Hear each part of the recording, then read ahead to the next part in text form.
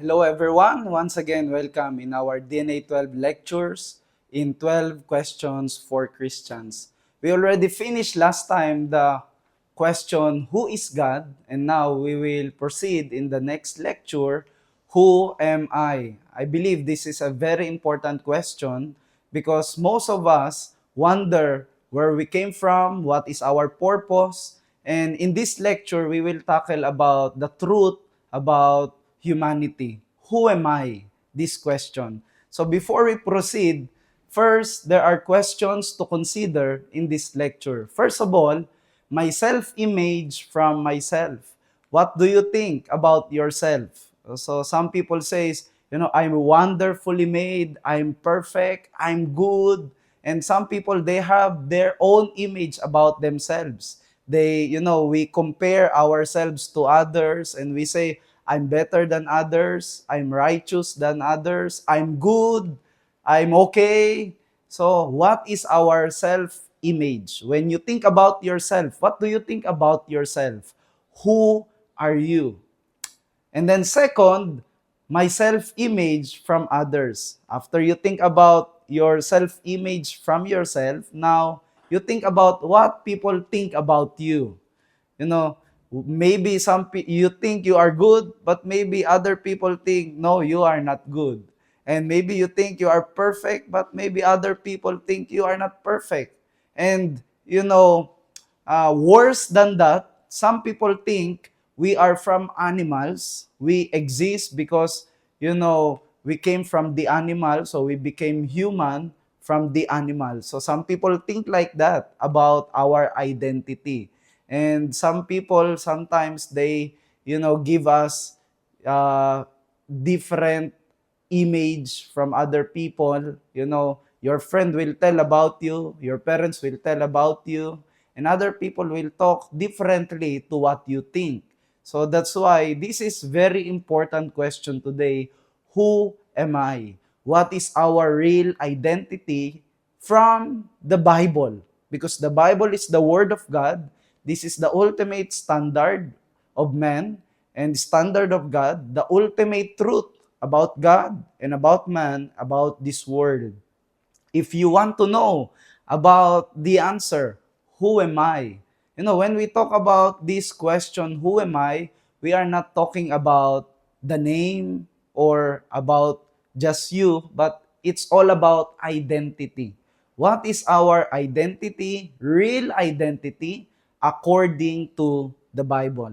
So after considering these questions, now let's proceed. First, we are created in the image of God. So man were created by God, created in His image.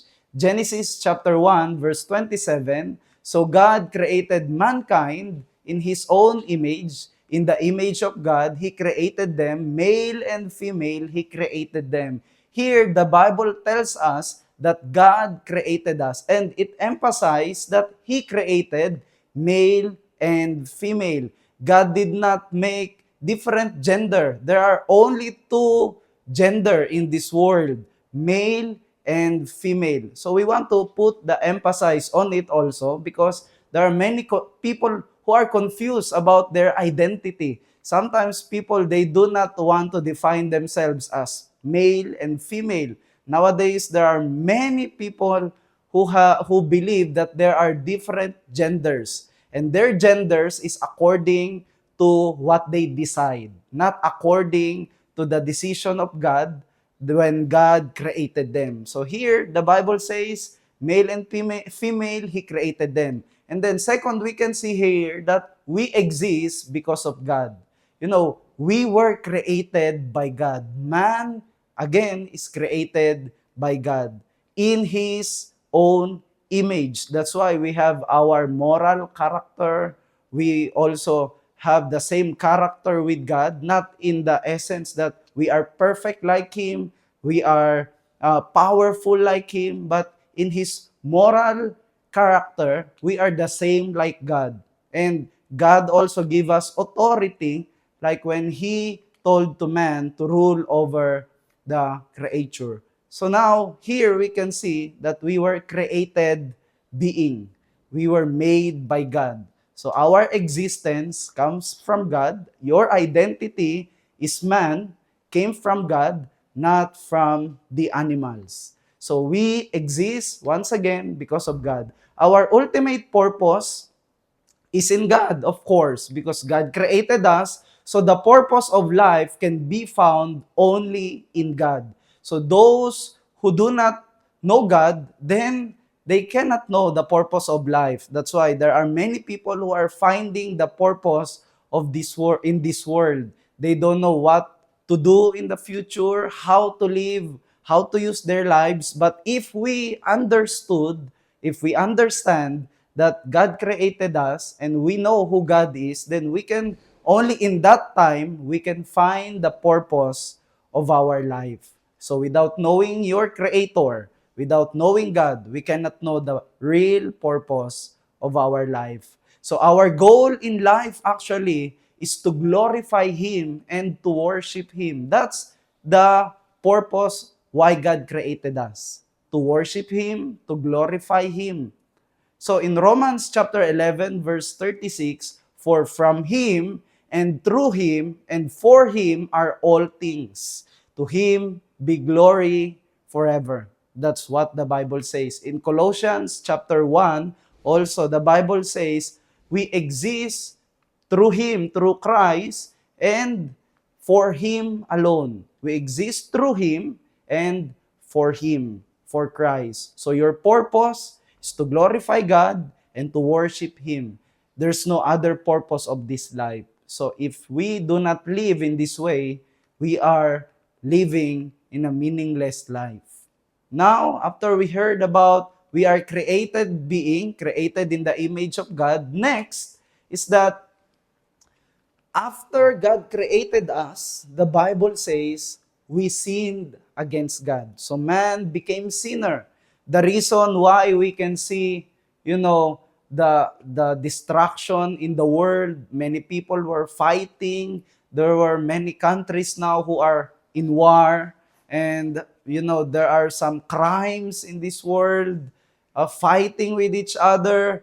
What is the reason of all this? Have you ever think about that? Why man is sinning? Why man is doing crime? Why man is doing this kind of bad behavior?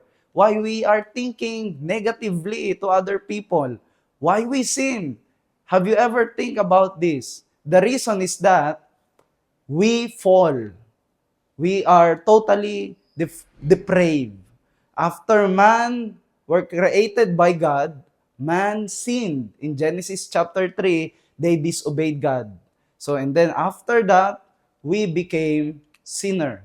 In Genesis chapter 2, verse 16 to 17, and the Lord God commanded the man, you are free to eat from any tree in the garden, but you must not eat from the tree of the knowledge of good and evil, for when you eat from it, you will surely die. So God gave this command in the Garden of Eden. You can eat everything in this garden except this, fruit, the fruit of the knowledge of good and evil. But what they did, they disobeyed God. And from that time, man became separated by God, we became corrupted, and after that, sin after sin after sin after sin. So that's our condition. We are sinners because the sin entered into this world. And then because of that, we are hopeless. We became corrupted. We became rebellious. We rebel against God. We are against God. Instead of worshiping Him, that's our original purpose, main purpose in this life, to glorify and worship. But because we sin, we became sinner, then we do not recognize the authority of God and we rebel against God. Romans chapter 3 verse 10, no one is righteous, not even one. So because we are sinners, so some people think in this world there are some people who are righteous, naturally righteous, born perfect, born good person, but it is from inside. This we sin not from outside. It is from inside. from our heart, from our mind. You just think, you just sit down. No one is doing anything against you. Suddenly, all of a sudden, you think negatively. You think something bad. Sometimes your emotion change. This is because we are corrupted because of the sin. So that's why we can see in Romans chapter 3 verse 10, no one is righteous, not even one. Romans 3:23, for all have sinned and fall short of the glory of God. Because of our sin, we cannot reach the standard of God. We all fall short. Good works, yes, you can do good works, but it cannot reach the standard of God, the glory of God. It cannot be, way for us to reach the standard of God, to enter in the kingdom of God. We can help others. Even going to church. We can go to church, yes. We can give our offerings. We can pray every day. But the problem, all these works cannot reach the standard of God. Why? Because we are sinners. Whatever we do, we cannot redeem ourselves. So now, what does it mean? Man needs salvation. So all people in this world, including you and me, we need salvation. Why? Because we are sinners. And Romans 6, chapter 23, 6:23, for the wages of sin is death, but the gift of God is eternal life in Christ Jesus. We sin, we must die. We have to be punished. And we have to experience the wrath of God. Romans 5 verse 12, therefore, just as sin entered the world through one man, Adam, and death through sin, and in this way, death came to all people, because all sinned. So, through one man, Adam, then the sin entered, and we became all sinners. So that's why we cannot make excuse. We cannot separate ourselves from others. We are all human, and all of us are sinners. And the Bible says, this is what the Bible says about us. The wages of sin is death. We are hopeless. Without Jesus Christ, we are hopeless. Without Savior, we are hopeless. We really need salvation. Some people say, oh, I have money, I'm okay. I have job, I'm okay. I have friends, I'm okay. We are not okay until we find Jesus Christ in our lives. Your friends cannot save you. Your money cannot save you. Your degree cannot save you. Your good works cannot save you. We all fall short of God's glory. That's why we need Savior. We need salvation, and we need Jesus Christ. Because of this total depravity, man cannot save themselves. I'm sorry. Maybe we are trying by our own good works, but I'm sorry. You cannot reach the standard of God. Any acts of men, donation, service, good works, conduct, it cannot satisfy God. One man can be better than another, but we cannot reach his standard. And that is also not for the glory of God. Men just need grace of God and in His salvation. What we need is the grace of God. So that's why, in conclusion, to summary this lecture, first, man was created by God in the image of God.